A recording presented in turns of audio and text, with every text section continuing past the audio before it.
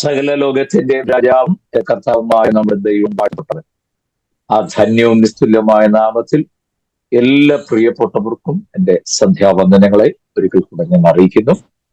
നമുക്കിങ്ങനെ ഒരിക്കൽ കൂടെ കർത്താവിന്റെ വചനവുമായി തൃപ്പാദമെടുത്ത് വിരിപ്പാൻ ദൈവം നൽകിയ വിലയേറിയ അവസരമോർത്ത് കർത്താവിന് സകല മാനവ പുകഴ്ചയും ഞാൻ അർപ്പിക്കുന്നു.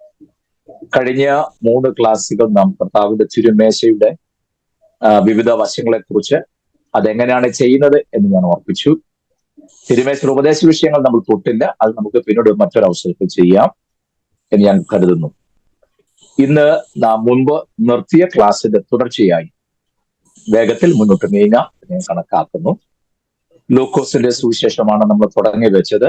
വേഗത്തിൽ ലൂക്കോസിന്റെ സുവിശേഷം, യോഹന്നാന്റെ സുവിശേഷം കൂടെ പറഞ്ഞിട്ട് വേണം നമുക്ക് യോർദാന്റെ തടത്തിൽ നിന്നും കർത്താവിനോടൊപ്പം യാത്ര ചെയ്ത് താൻ പോയ എല്ലാ ഇടങ്ങളിലും ഒപ്പം സഞ്ചരിച്ച് നമുക്ക് എന്താ പറയാ ഒലുമല വരെ എത്താൻ. അപ്പോഴാണ് നമ്മുടെ പഠനം പൂർത്തീകരിക്കപ്പെടുന്ന ഈ ഒരു വിഷയത്തിൽ. നമുക്കതുകൊണ്ട് ആ വിഷയത്തിലേക്ക് മടങ്ങി വരാം. ഞാൻ ഈ വിഷയം പറഞ്ഞ് അവസാനിപ്പിച്ച ഭാഗം നിങ്ങളുടെ മനസ്സിലുണ്ടാകും എന്ന് കരുതുന്നു. കാരണം ഈ പുസ്തകത്തിന്റെ എഴുത്തുകാരനായ ലൂക്കോസ് താനൊരു ഡോക്ടർ ആയിരുന്നു എന്നുള്ളത് ഞാൻ ഓർപ്പിച്ചു. നിങ്ങളുടെ മനസ്സിൽ തോന്നല്ലോ, ഡോക്ടറേറ്റ് ചുമ്മാതെ ഏതെങ്കിലും വിഷയത്തിൽ നേടിയ ആളല്ല. അലക്സാൻഡ്രിയൻ യൂണിവേഴ്സിറ്റിയിൽ നിന്നും വൈദ്യശാസ്ത്രത്തിൽ ട്രീറ്റ്മെന്റിൽ ഒറിജിനൽ ഡോക്ടറായി പാസ്സായി പുറത്തു വന്നയാളാണ്. പൗലോസിന്റെ സന്തത സഹചാരിയായി എപ്പോഴും കൂടെയുള്ള, പൗലോസിന്റെ ശിഷ്യനായി എന്ന് പറയുന്നത് തെറ്റില്ല, കൂടെയുള്ള സുവിശേഷത്തിന്റെ ഗ്രന്ഥകാരനായ ലൂക്കോസ്. അപ്പൊ ലൂക്കോസ് നമ്മുടെ വാഴ്ത്തപ്പെട്ട കർത്താവിനെ പരിചയപ്പെടുത്തുമ്പോൾ സ്ത്രീയുടെ സന്തതിയിൽ നിന്നും അല്ലെങ്കിൽ കന്യക ഗർഭിണിയായ ഒരു മകനെ പ്രസവിച്ചെന്നൊക്കെ വെറുതെ പറഞ്ഞു പോയാൽ ഒക്കത്തില്ലല്ലോ. അപ്പോൾ അതെങ്ങനെ സംഭവിച്ചു, എന്താണ്, എങ്ങനെയാണെന്നുള്ളത്, ഒരു കുഞ്ഞ് ജനിക്കുന്നത് എങ്ങനെയാണെന്നും ഗർഭാവസ്ഥയിൽ ആ കുഞ്ഞിനുണ്ടാകുന്ന വളർച്ചയുടെ ഘട്ടങ്ങൾ എന്തൊക്കെയാണെന്നും അതിന് മാതാവിൽ നിന്നും ആ കുഞ്ഞ് സ്വീകരിക്കുന്നത് എന്തൊക്കെയാണെന്നും ഒക്കെ വളരെ കൃത്യമായി റിസർച്ച് ചെയ്ത് പഠനം നടത്തിയ വ്യക്തിയാണ് ലൂക്കോസ്. അതുകൊണ്ട് ലൂക്കോസ് ഒരു കുഞ്ഞ് ജനിച്ച ചുമ്മാ പറഞ്ഞാൽ പോരാ, ഇതെങ്ങനെ സംഭവിച്ചു എന്നുള്ളത് വളരെ കൃത്യമായി അറിയേണ്ടതിന് കേട്ടുകേൾവി വെച്ച് ഇതെഴുതി തീർക്കാതെ താൻ നസ്രത്തിൽ ചെന്ന് ഗലീലയിൽ ചെന്ന് കർത്താവിന്റെ അമ്മ മറിയമിനെ കണ്ട് നേരിട്ട് കാര്യങ്ങൾ ചോദിച്ചറിഞ്ഞ്, ഒന്നുകൂടെ പറഞ്ഞാൽ ഒരു ഇന്റർവ്യൂ നടത്തി കാര്യങ്ങൾ ശേഖരിച്ചാണ് കാര്യകാരണം സഹിതം ലൂക്കോസ് തന്റെ സുവിശേഷ രചന നിർവഹിക്കുന്നത്. അത്ര നിങ്ങൾക്ക് ക്ലിയർ ആയി എന്ന് ഞാൻ വിശ്വസിക്കുന്നു. ആ ഭാഗം പറഞ്ഞാണ് നമ്മൾ ഈ വിഷയത്തിന്റെ ക്ലാസ് അവസാനിപ്പിച്ചത്. ഞാൻ അവിടെ ഒന്ന് കണക്ഷൻ കിട്ടാൻ വേണ്ടി ഒന്ന് തൊട്ടത് മാത്രമേ ഉള്ളൂ. അപ്പോൾ ലൂക്കോസ് ഒരു ഊഹാപോഹങ്ങൾ വെച്ചോ കാര്യങ്ങളുടെ എന്താ പറയാ ഒരു കൃത്യതയില്ലാതെയോ ഒന്നുമല്ല ലൂക്കോസ് ഇത് എഴുതുന്നത്. കൃത്യമായി ഗവേഷണം നടത്തി പഠനവിധേയമാക്കി കാര്യങ്ങൾ തെളിവ് സഹിതം ശേഖരിച്ചാണ് ലൂക്കോസ് തന്റെ രചന നിർവഹിച്ചിട്ടുള്ളത്. അത് നമ്മൾ മുന്നോട്ട് പോകുമ്പോൾ നിങ്ങൾക്ക് കാര്യം മനസ്സിലാക്കും. അതുകൊണ്ട് തന്നെ ലൂക്കോസ് നമുക്ക് മറ്റ് ഇതര ഗ്രന്ഥകാരന്മാർ ആരും തരാത്ത വിധത്തിൽ നമ്മുടെ വാഴ്ത്തപ്പെട്ട കർത്താവിന്റെ ബേബിഹുഡ്, ശൈശവകാലം എങ്ങനെയായിരുന്നു, ബാല്യകാലം എങ്ങനെയായിരുന്നു, തന്റെ കൗമാരം എങ്ങനെയായിരുന്നു, തന്റെ യൗവന ദശയിൽ തന്റെ ജീവിതത്തിന്റെ തലങ്ങൾ എങ്ങനെയൊക്കെയായിരുന്നു എന്നിത്യാദി കാര്യങ്ങൾ കൃത്യമായി നമുക്ക് വിവരിച്ച് നൽകുന്നത് ലൂക്കോസ് അതീവ ശ്രദ്ധ പുലർത്തിയിട്ടുണ്ട് എന്നുള്ളത് ഒരിക്കലും നമുക്ക് വിസ്മരിക്കാൻ കഴിയുന്നതല്ല. ഞാൻ വേഗം മടങ്ങി വരും. 12ാമത്തെ വയസ്സിൽ നമ്മുടെ വാഴ്ത്തപ്പെട്ട കർത്താവിനെ ബാർ മിസ്വാഹ് ആയി പ്രഖ്യാപിക്കുന്നു. എന്നൊക്കെ പറഞ്ഞാൽ എന്താ അല്ലേ? വാഴ്ത്തപ്പെട്ട കർത്താവിനെ ബാർ മിസ്വാഹ് എന്നൊക്കെ പറഞ്ഞാൽ എന്താ അല്ലേ? പറയാം. വാഴ്ത്തപ്പെട്ട കർത്താവിനെയും കൊണ്ട് 12ാമത്തെ വയസ്സിൽ അപ്പനും അമ്മയും കൂടെ ദേവാലയത്തിലേക്ക് ചെന്നു. അവിടെ പരീശന്മാരും ന്യായശാസ്ത്രിമാരും പുരോഹിതന്മാരും മഹാപുരുഷനും ഒക്കെ അടങ്ങുന്ന വലിയൊരു സദസ്സ്. അവിടെ വെച്ചാണ് ബാർ മിസ്വാഹ് ആയി ഒരു കുഞ്ഞിനെ പ്രഖ്യാപിക്കുന്നത്. എന്താന്ന് ഞാൻ പറയാം. അവിടെ നടക്കുന്ന പ്രക്രിയ ഒന്നിലധികം കാര്യങ്ങളുണ്ട്. ഞാൻ മുൻപ് സൂചിപ്പിച്ചുള്ളതുകൊണ്ട് അത് ടച്ച് ചെയ്ത് പോകുന്നതേ ഉള്ളൂ. അതിൽ അതിപ്രധാനമായ ഒരു സംഗതിയാണ്, അവിടെ ഇരിക്കുന്ന പണ്ഡിതന്മാരായ ധാരാളം ആളുകൾ, അവര് കർത്താവിനോട് ചോദ്യം ചോദിക്കുകയല്ല, മറിച്ച് ബാർ മിസ്വാഹായി പ്രഖ്യാപിക്കപ്പെടേണ്ട വ്യക്തി അവരോട് ചോദ്യം ചോദിക്കണം. നമുക്കിവിടെയൊക്കെ പരീക്ഷ, ഇന്റർവ്യൂ എന്നൊക്കെ പറഞ്ഞ് നമ്മൾ ചെന്നിരിക്കുമ്പോൾ നമ്മളോട് സ്വപ്നത്തിൽ പോലും ചിന്തിക്കാത്ത ചോദ്യം ഇങ്ങോട്ട് ചോദിച്ച് നമ്മളെ കുഴപ്പിച്ച്, അങ്ങനല്ലേ? ഇതങ്ങനല്ല. ചോദ്യം അങ്ങോട്ട് ചോദിക്കണം. പണ്ഡിതന്മാരായി ഇരിക്കുന്ന പുരോഹിതന്മാരോടും ന്യായശാസ്ത്രിമാരോടും ഒക്കെ അങ്ങോട്ട് ചോദ്യം ചോദിക്കണം. അതാണ് അതിന്റെ രീതി. ചില ചോദ്യങ്ങൾ അങ്ങോട്ട് ചോദിച്ച് അവർക്ക് മനസ്സിലായി. കേട്ടവരെല്ലാം പറഞ്ഞാണ്, വിദ്യ അഭ്യസിച്ചില്ലാത്ത ഇവന് ഈ ജ്ഞാനം എവിടെ നിന്ന്? കണ്ടോ? സ്തോത്രം എന്ന് പറഞ്ഞാൽ ഇവിടെ പള്ളിക്കുറിച്ച് പോലും പോയിട്ടില്ലാത്ത ഇവന് ഈ ജ്ഞാനം എവിടെ നിന്ന്? കേട്ടവരുടെ അന്തം നിൽക്കുക. അതിനുശേഷം ന്യായപ്രമാണത്തിലെ ഒരു ഭാഗം വായിച്ച് കേൾപ്പിക്കും. എന്നിട്ടാണ് ഈ കുഞ്ഞിനെ ബാർ മിസ്വാഹ് എന്ന് പ്രഖ്യാപിക്കുക.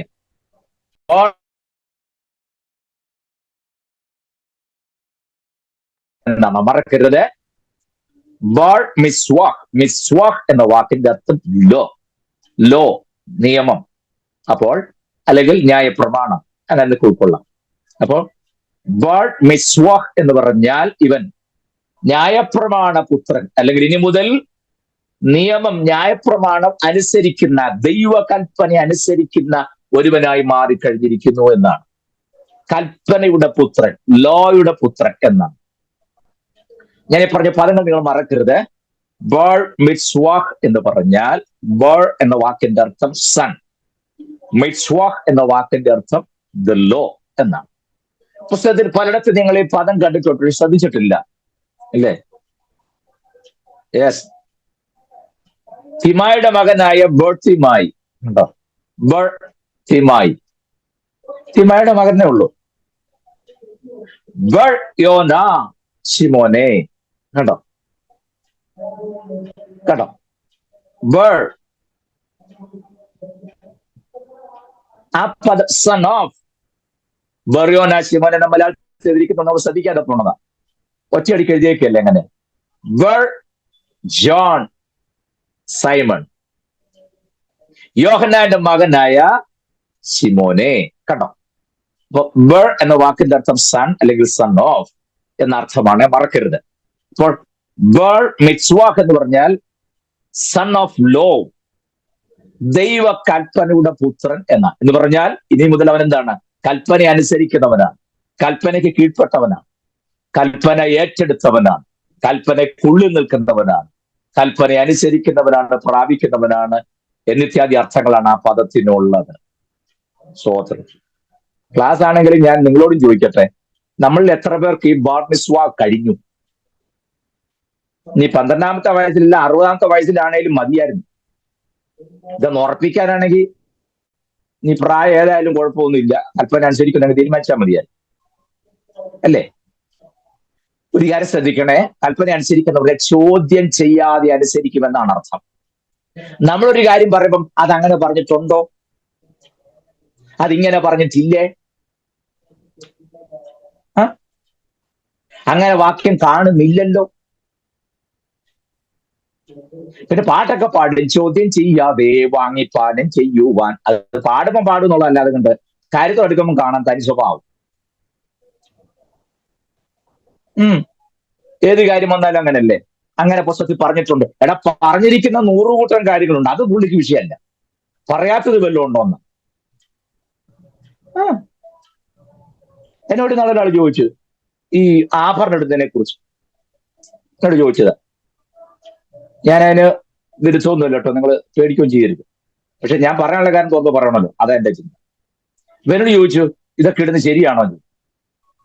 ആ ഇടരുന്ന് പറഞ്ഞിട്ടുണ്ടോ? ഇടുന്ന് ശരിയാണെന്നല്ലേ, ഇടരുന്ന് പറഞ്ഞിട്ടുണ്ടോ? അടുത്തത് അത് പറഞ്ഞ് തീർന്ന ഉടനെ സിനിമ കാണരുത് പറഞ്ഞിട്ടുണ്ടോ വേദപുസ്തകത്തിൽ? ശരിയല്ല, അങ്ങനെ പുസ്തകത്തിൽ പറഞ്ഞിട്ടില്ലല്ലോ. അപ്പൊ പിന്നെ കാണുന്നല്ല കുഴപ്പം. അപ്പൊ ഞാൻ തിരിച്ചു ചോദിച്ചു, അവിടെ നമ്മൾ തിയോളജിയും കൊണ്ട് പോകാൻ ഒക്കത്തില്ല. ചോദിച്ച ചോദ്യത്തിന്റെ സെൻസ് അനുസരിച്ച് മറുപടി കൊടുത്തല്ലേ ഒക്കത്തുള്ളൂ. ഞാൻ പറഞ്ഞത് 100% കറക്റ്റ്, അങ്ങനെ പറഞ്ഞിട്ടില്ല, അതുകൊണ്ട് കാണാം. പക്ഷെ എനിക്കൊരു കാര്യം ചോദിക്കാറുണ്ട്, വിഷം കുടിക്കരുത് വേദപുസ്തകത്തിൽ പറഞ്ഞിട്ടുണ്ടോ? ഉണ്ടോ? ഇല്ലല്ലോ. പിന്നെ എന്നാ താങ്കൾ മേടിച്ച് കുടിക്കാത്ത? ഇപ്പൊ ചൂടൊക്കെ അല്ലേ, തണുപ്പിച്ച് കുടിക്കാൻ മേലെ, എന്താ കുടിക്കാത്ത? ആ എന്നോട് ചോദിച്ചാൽ ഇത് തന്നെ ഞാൻ ചോദിച്ചുള്ളൂ. അവിടെ നമ്മൾ തിയോളജിയോ വേദത്തിന്റെ വാക്ക് എടുക്കാൻ പോയ കാര്യം നടക്കുകയല്ല. നടക്കുകയില്ലെന്നല്ല, it's would take time to convince him. അദ്ദേഹത്തെ അത് ബോധ്യപ്പെടുന്ന ടൈം എടുക്കും. പുള്ളി ചോദിച്ച അതേ ചോദ്യത്തിന് അങ്ങനെ തിരിച്ചയച്ചാലേ ഒക്കത്തുള്ളൂ. സിനിമ കാണുന്നത് പറഞ്ഞിട്ടുണ്ടോ? ആ പറഞ്ഞിടത്ത് പറഞ്ഞിട്ടുണ്ടോ? പുള്ളിക്ക് അറിയാൻ പറ്റും. ഞാനത് പറഞ്ഞു, ഇതൊന്നും പറഞ്ഞിട്ടില്ല. അടുത്ത കാര്യം, വിഷം കുടിക്കരുതെന്നും പറഞ്ഞിട്ടില്ല. കുടിക്കരുത് പറഞ്ഞിട്ടുണ്ടോ? ഇല്ല. ദോഷകരമായെന്ന് കുടിച്ചാൽ ഹാനി വരികയെന്നേ പറഞ്ഞിട്ടുള്ളൂ, ഇല്ല കുടിക്കരുതെന്ന് പറഞ്ഞിട്ടില്ല. പിന്നെ എന്റെ അടുത്ത് കുടിക്കാത്ത എന്താ? അപ്പൊ അത് പറഞ്ഞിട്ടില്ലെങ്കിലും കുടിക്കരുതെന്ന് അറിയാം അല്ലേ? ഞാൻ പറഞ്ഞെന്നറിയാമോ? ഞാൻ ആ ഉപദേശ വിഷയം പറയാനായിട്ടല്ല. അപ്പോൾ കൽപ്പന അനുസരിക്കുക എന്ന് പറഞ്ഞാൽ ഇതിനകത്ത് ഏതൊക്കെ അനുസരിക്കാതിരിക്കാം എന്ന് കഴിഞ്ഞ് നോക്കുന്നവരെന്നല്ല ഗോഡ്സ് വാക്ക് എന്ന് പറഞ്ഞാൽ. അത് പറയാനായിട്ടല്ല, നിങ്ങളെ ആശയക്കുഴപ്പത്തിലാക്കാനല്ല. മറിച്ച് പിതാവേ, ഞാൻ എപ്പോഴും പറയും, നമ്മളെപ്പോലെ ഈ പെന്തക്കോസ്തുകാരെ പോലെ നുണ പറയല, പാടുന്നവർ നമ്മളല്ല, വേറെ ആരും. പെന്തക്കോസ്തുകാർ നുണ പറയല, പാടുകയുള്ളൂ. എന്റെ ഇഷ്ടമൊന്നും വേണ്ട പ്രിയനെ, അങ്ങേ ഇഷ്ടം എന്നിൽ പൂർണ്ണമാക്കണേ. ഞാൻ പലപ്പോഴും എന്തിനാണോ വൈശാപം എല്ലാം ഭരിച്ചു കയറ്റുന്നത്. നമ്മൾ എന്റെ ഇഷ്ടമൊന്നും വേണ്ട, എല്ലാം അങ്ങനെ ഇഷ്ടം മതി എന്നല്ല പറഞ്ഞത്. അതെ, അത് പറച്ചിലേ ഉള്ളൂ. പാടിയത് എങ്ങനെയല്ലേ നമ്മുടെ ഇഷ്ടം വേണം നടക്കാൻ. നമ്മൾ ഉദ്ദേശിച്ച ടൈമും കാര്യം ഒക്കാതെ വരുമ്പോൾ പറയും, ഞാൻ ദൈവഹിതത്തിന് വിട്ടേക്കുക. അപ്പൊ ഇതുവരത്തെ അധ്വാനം ദൈവഹിതം അല്ല എന്നുള്ളത് ബോധ്യമായല്ലോ. പോട്ടെ, ഞാൻ അവിടെ നിന്നാൽ ഒക്കത്തില്ല. 12ാമത്തെ വയസ്സിൽ നമ്മുടെ വാഴ്ത്തപ്പെട്ട കർത്താവിനെ ബർ മിറ്റ്സ്വാഹ് എന്ന് പ്രഖ്യാപിക്കുന്നു. ദ സൺ ഓഫ് ലോ, കൽപ്പനയുടെ പുത്രൻ, കൽപ്പന അനുസരിക്കുന്നവൻ, കൽപ്പന ഏറ്റെടുക്കുന്നവൻ. ഞാനൊരു കാര്യം പറയാം, നമ്മളെ കുറിച്ച് ലോകത്തിന് മുമ്പിൽ അങ്ങനെ ഒരു സാക്ഷ്യം ഉണ്ടായിരിക്കണം. വചനം അനുസരിക്കുന്നവനാണ്, വചനം പ്രമാണിക്കുന്നവനാണ്, വചനത്തിന് വേണ്ടി നിൽക്കുന്നവനാണ്, വചനം വിട്ട് ഇടത്തോട്ടോ വലത്തോട്ടോ മാറാത്തവനാണ്. അതായിരിക്കണം സാക്ഷ്യം. സ്തോത്രം. അല്ലാതെ ഞാൻ കഴിഞ്ഞ ചൊവ്വാഴ്ച രാവിലെ ഇങ്ങനെ തിരുവല്ലയ്ക്ക് പോകുവാൻ തക്കവണ്ണം ഇടയായി തീരുവാൻ തക്കവണ്ണം സാധിച്ചു.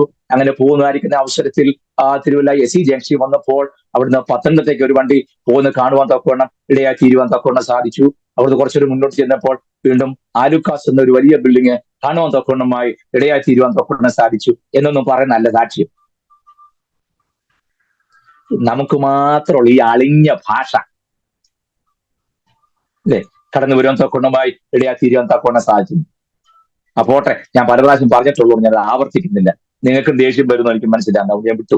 ഞാൻ പറഞ്ഞത് ദൈവകൽപ്പന അനുസരിക്കുക എന്ന് പറഞ്ഞാൽ ചോദ്യം ചെയ്യാതെ, മറുചോദ്യം ഉന്നയിക്കാതെ അനുസരിക്കുന്ന ഒരു ജീവിതാനുഭവം നമുക്കുണ്ടാകണം.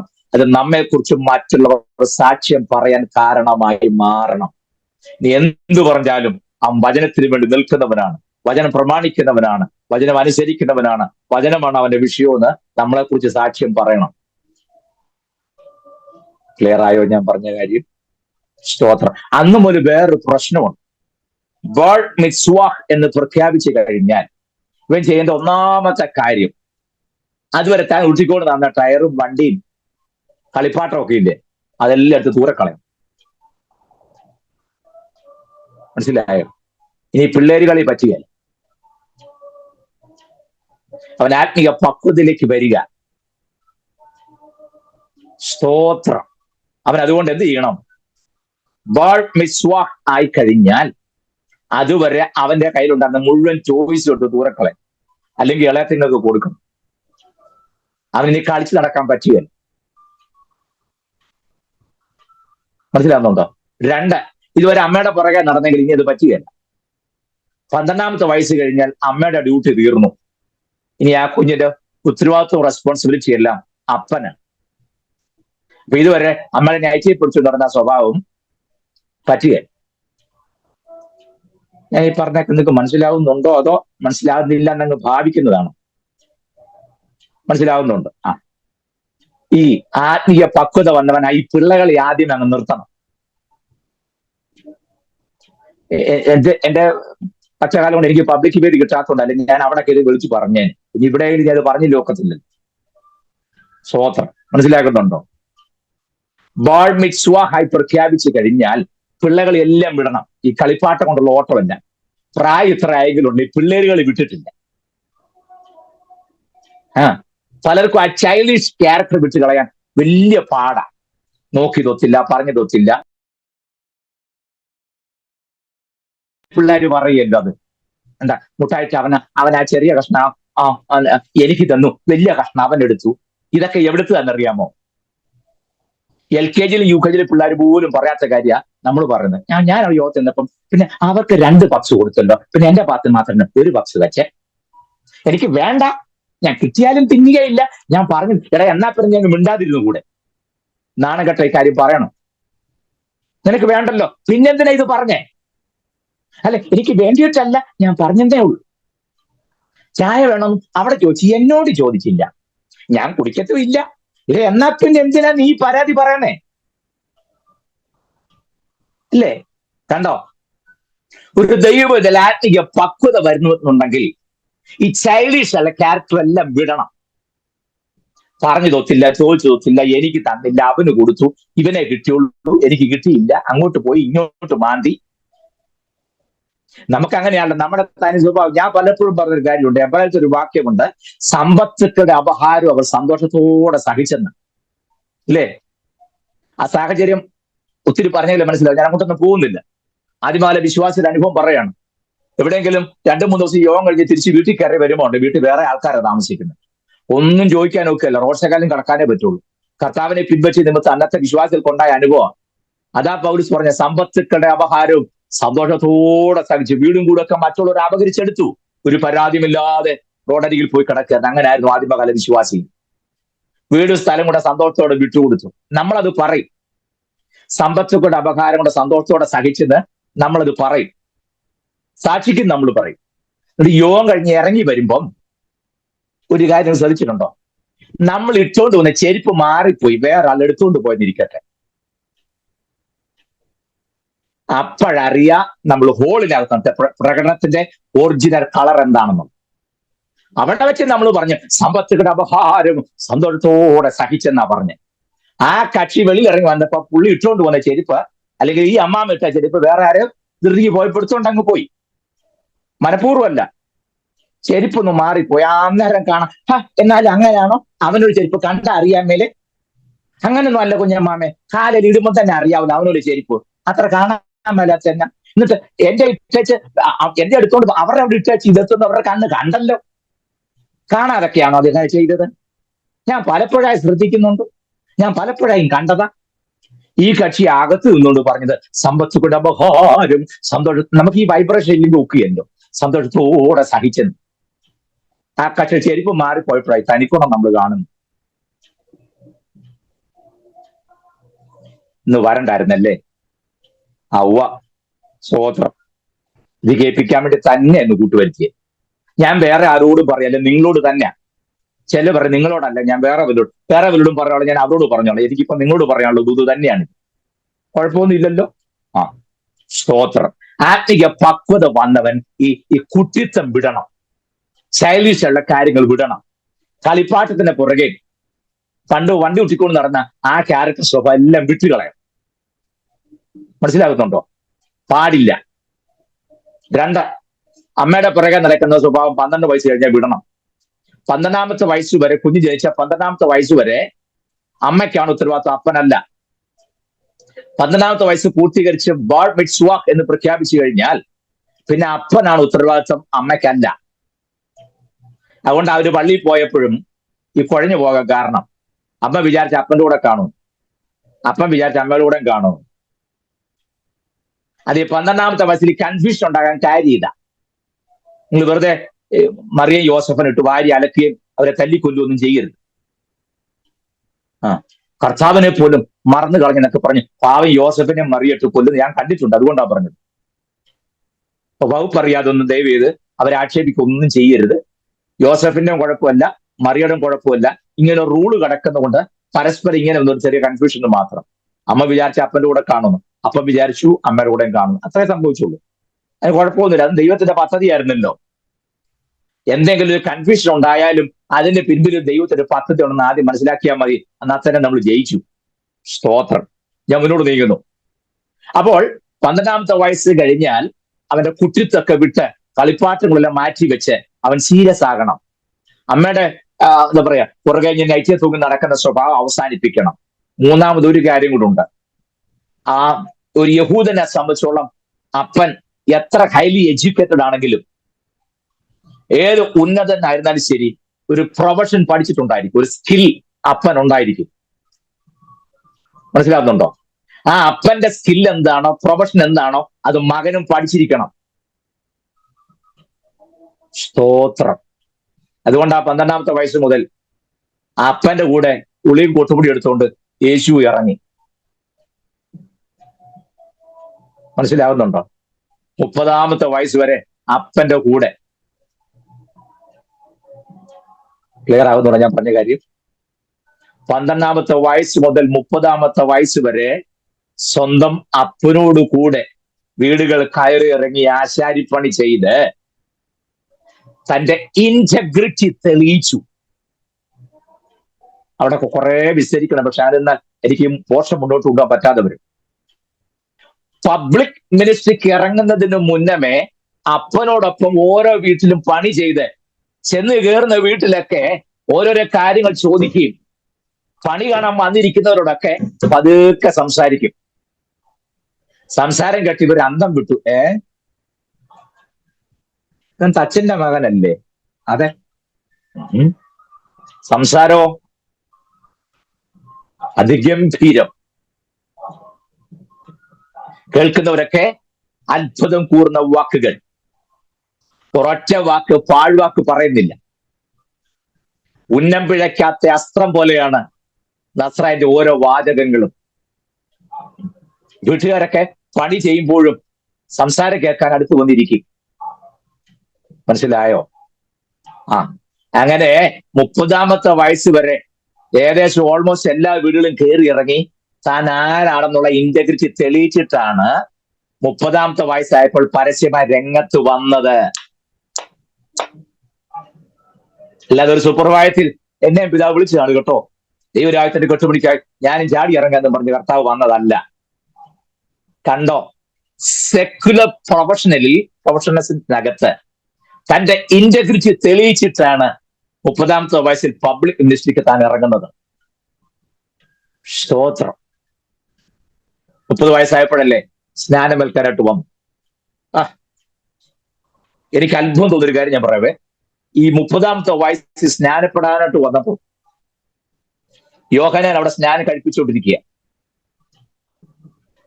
പലരും വന്നു പോകുമ്പോൾ യോഹന്നാൻ ഞാൻ നോക്കുന്നുണ്ട്, നമ്മുടെ പ്രധാന കക്ഷി എന്ത് ചെയ്യുന്നു. അങ്ങനെ ഇരിക്കുമ്പോൾ പതുക്കെ കർത്താവ് നടന്നടുത്തേക്ക് ചെന്നു. കണ്ടപ്പോഴേ യോഹന്നാൻ ആളെ മനസ്സിലായി. പോരെങ്കിൽ അവർ കസിൻസും കൂടാണ്. അത് നമുക്കറിയാവുന്ന കാര്യമാണ്. അവർ തമ്മിലുള്ള ബന്ധവും നമുക്കറിയാം. 6 മാസത്തിന് വ്യത്യാസമല്ലേ ഉള്ളൂ തമ്മിൽ, ഏജ് കൊണ്ടും അല്ലേ? അപ്പോ കണ്ടപ്പോഴേ യോഹന്നാന് മനസ്സിലായി. യോഹന്നാൻ ചോദിച്ചത് എന്താ പരിപാടിയെ കാണിക്കുന്നത്? യോഹന്നാൻ സമ്മതിച്ചില്ല. അപ്പം കർത്താവ് പറഞ്ഞ, അല്ല, നിന്നെ സ്നാനം വെക്കുന്ന എനിക്ക് ആവശ്യമാണ്. ഇങ്ങനെ സകല നീതി നിവർത്തിക്കുന്ന നമുക്ക് ഉചിതമാകുന്നു. കണ്ടോ? യോഹന്നാന്റെ കൈ കീഴിൽ നമ്മുടെ വാഴ്ത്തപ്പെട്ട കർത്താവ് സ്നാനം ഏറ്റു. എനിക്കിവിടെ ഒരു കാര്യം പറയാണ്ട്. ലൂക്കോസിന്റെ ശ്രദ്ധ നിങ്ങൾ നോക്കണേ. മത്തായി എഴുതിയപ്പോഴും മർക്കോസ് എഴുതിയപ്പോഴും യോർദാനിൽ സ്നാനമേറ്റു കയറിയ ഉടനെ പരിശുദ്ധാത്മാവ് തന്റെ മേൽ വന്നു എന്ന് എഴുതിയിരിക്കുന്നു. നിങ്ങൾ മത്തായിയുടെ സുവിശേഷം എടുത്തേ, 3-ാം അധ്യായം 16-ാമത് വാക്യം വായിച്ചേ. മത്തായിയുടെ സുവിശേഷം 3-ാം അധ്യായം 16-ാമത് വാക്യം. യേശു സ്നാനമേറ്റ ഉടനെ വെള്ളത്തിൽ നിന്ന് കയറി അപ്പോൾ സ്വർഗം തുറന്നു. ദൈവാത്മാവ് പ്രാവെന്ന പോലെ ഇറങ്ങി തന്റെ മേൽ വരുന്നത് അവൻ കണ്ടു. ഇവൻ എന്റെ പ്രിയപുത്രൻ. നോക്കിക്കേ, മതി മതി മതി മതി മതി മതി മതി മതി. കണ്ടോ, യേശു സ്നാനമേറ്റ് വെള്ളത്തിൽ നിന്ന് കയറിയ ഉടനെ സ്വർഗം തുറന്ന് പരിശുദ്ധാത്മാവ് തന്റെ മേൽ വന്നു. മർക്കോസ് 1:10 വായിച്ചേ. മർക്കോസ് 1:10.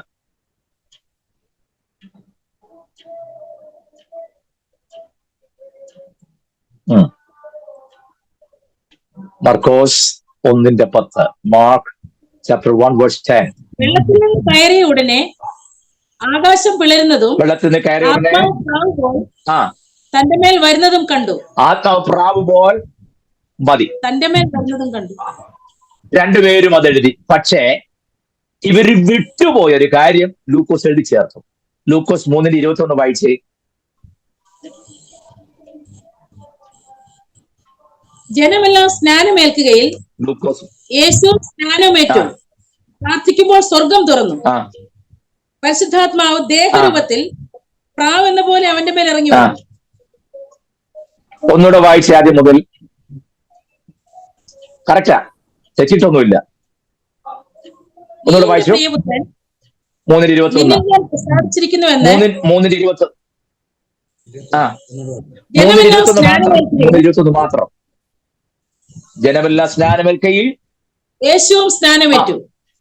പ്രാർത്ഥിക്കുമ്പോൾ സ്വർഗം തുറന്നു. പരിശുദ്ധാത്മാ ദേഹരൂപത്തിൽ പ്രാവെന്ന പോലെ അവന്റെ മേൽ ഇറങ്ങി വന്നു.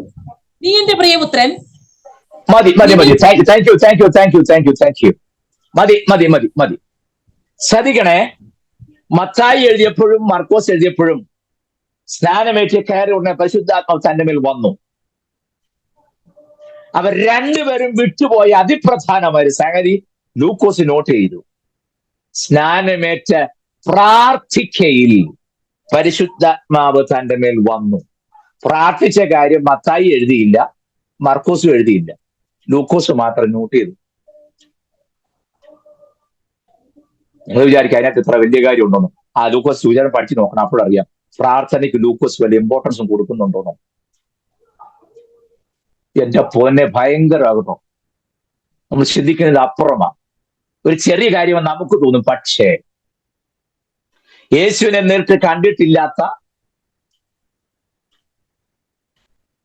യേശുവിന്റെ ശിഷ്യനല്ലാത്ത, ഗലീലക്കാരനല്ലാത്ത, യഹൂദനല്ലാത്ത ലൂക്കോസ്, പരസ്യനാട്ടിൽ ജീവിച്ചിട്ടില്ലാത്ത ലൂക്കോസ്, ഇവർ രണ്ടുപേരും അശ്രദ്ധ കാണിച്ച കാര്യത്തിൽ വളരെ ശ്രദ്ധയോടെ, ഞാൻ പറഞ്ഞില്ലേ കർത്താവിന്റെ മരണശേഷം 10-30 വർഷം കഴിഞ്ഞിട്ട് ലൂക്കോസ് ഈ സ്ഥലങ്ങളിലൊക്കെ ചെന്ന് കർത്താവ് ജീവിച്ചിരുന്ന കാലത്ത് ജീവിച്ചിരുന്ന പ്രായമുള്ള ആൾക്കാരെയൊക്കെ നേരിട്ട് കണ്ട് അവരോട് കാര്യങ്ങൾ ചോദിച്ചറിഞ്ഞ് വളരെ സസൂക്ഷ്മം പഠനം നടത്തിയതിനു ശേഷമാണ് ലൂക്കോസ് തന്റെ രചന നിർവഹിച്ചത്. അത് നിസ്സാരമെന്ന് തോന്നുന്ന ഒരു കാര്യമാണ് ഞാനിപ്പോ ചൂണ്ടിക്കാണിച്ചത്. മത്തായും മർക്കോസും എഴുതിയപ്പോ പറഞ്ഞു യേശു വെള്ളത്തിൽ നിന്ന് കയറി ഉടനെ സ്വർഗം തുറന്നു, പരിശുദ്ധാത്മാവ് ദേഹരൂപത്തിൽ പ്രാവെന്ന പോലെ തന്റെ മേൽ ഇറങ്ങി. അവരത്രേ ഉള്ളൂ. പക്ഷെ ലൂക്കോസ് അതിന്റെ പ്രധാന കാര്യം വിട്ടുകൾ അത് എഴുതി ചേർത്തു. യേശുവും സ്നാനമേറ്റ് കരയ്ക്ക് കയറി പ്രാർത്ഥിച്ചതിന് ശേഷം പരിശുദ്ധാത്മാവ് തന്റെ മേൽ വന്നു. ഒരു കാര്യം ഇവിടെ പറയാതിരിക്കാൻ ഒക്കത്തില്ല, പ്രാർത്ഥിക്കുന്നവന്റെ മേൽ മാത്രമേ ആത്മാവ് വരൂ. സ്തോത്രം. അല്ല വെള്ളത്തിൽ മുങ്ങിന്ന് പറഞ്ഞ ഉടനെയൊന്നും ആത്മാവ് വരികയില്ല. Yes, thank you. ജനമെല്ലാം സ്നാനമേൽക്കയിൽ യേശു സ്നാനമേറ്റ് പ്രാർത്ഥിക്കുമ്പോൾ സ്വർഗം തുറന്നു എന്നാണ് എഴുതിയിരിക്കുന്നത്. കണ്ടോ? അപ്പോൾ മനസ്സിലാക്കേണ്ട രഹസ്യം ഇതാണ്, സ്നാനം കൊണ്ട് മാത്രമായില്ല, സ്നാനമേറ്റവൻ പ്രാർത്ഥിക്കുകയും കൂടെ ചെയ്യണം. ചിലർ ചിന്താതെ സ്നാനം കൂടെ കഴിഞ്ഞാൽ പിന്നെ എല്ലാം ഓക്കെയായി, ഇനിയിപ്പോ എങ്ങനെ വേണേലും പോകാവുന്ന അല്ല. ഞാൻ കഴിഞ്ഞ ദിവസം ഒരു സ്നാനത്തിന്റെ ക്ലാസ് എടുത്തു. ഞാൻ നിങ്ങളോട് പറഞ്ഞിരുന്നു, എനിക്ക് അറിഞ്ഞുകൂടാ. വെളുപ്പിന് 4 മണിക്കായിരുന്നു ക്ലാസ്, ഓൺലൈനിൽ ക്ലാസ് എടുക്കണമായിരുന്നു. വെളുപ്പിന് 4 മണിക്ക് എനിക്ക് ഇതുപോലെ സന്തോഷമുള്ള കാര്യം, വെളുപ്പിനെ ക്ലാസ് വന്നാൽ എനിക്ക് ഒന്നുകൂടെ ആവേശം. വെളുപ്പിന് 4 മണി മുതൽ 5:45 വരെ 1.25 മണിക്കൂർ സ്നാനത്തിന്റെ ക്ലാസ്. അപ്പം അത്തരം ക്ലാസ് നീളാൻ കാര്യം ചോദിച്ചു കഴിഞ്ഞാൽ ഈ സ്നാനത്തിന് മുമ്പുള്ള ക്ലാസ് 1.25 മണിക്കൂർ മതി, 1 മണിക്കൂർ ആയാലും കുഴപ്പമൊന്നുമില്ല. പക്ഷെ സ്നാനം കഴിഞ്ഞുള്ള ക്ലാസ് ആണ് ഇമ്പോർട്ടന്റ്. കൃപയാൽ നമ്മൾ ആ ചെയ്യാത്തൊരു സംഗതി ഉണ്ടെങ്കിൽ അത് മാത്രം. സ്നാനത്തിന് മുമ്പ് സ്നാനപ്പെടാൻ നാളെ രാവിലെ 8 മണിയാകുമ്പോൾ സഭാഹുൾ എത്തിച്ചേരേണ്ടതാണ്. സ്നാനത്തിന് ക്ലാസ് ഉണ്ടായിരിക്കും. ഞാൻ പറഞ്ഞ സ്നാനത്തിന് മുമ്പ് 8 മണിക്ക് എന്തിനാ ക്ലാസ് വെക്കുന്നത്? നീ രക്ഷിക്കപ്പെട്ടതാണോ? അന്നാ സാക്ഷ്യം പറഞ്ഞു പ്രാർത്ഥിച്ചതിന് ശേഷം അവനെ കൊണ്ട് മുക്കിക്കോ, ഒരു കുഴപ്പമില്ല. സ്നാനപ്പെട്ട് കഴിഞ്ഞല്ലേ ഇവന് ക്ലാസ് കൊടുക്കേണ്ടത്. തിമോഥെയോസ് ലേഖനം ഇത് പറയും, ഞാൻ വരാൻ താമസിച്ചാൽ സത്യത്തിന് തൂണായ ദൈവസഭയിൽ എങ്ങനെ നടക്കണമെന്ന് നീ അറിയണം. അങ്ങനെയൊക്കെ ഉണ്ടോ? ഉണ്ടെന്നേ.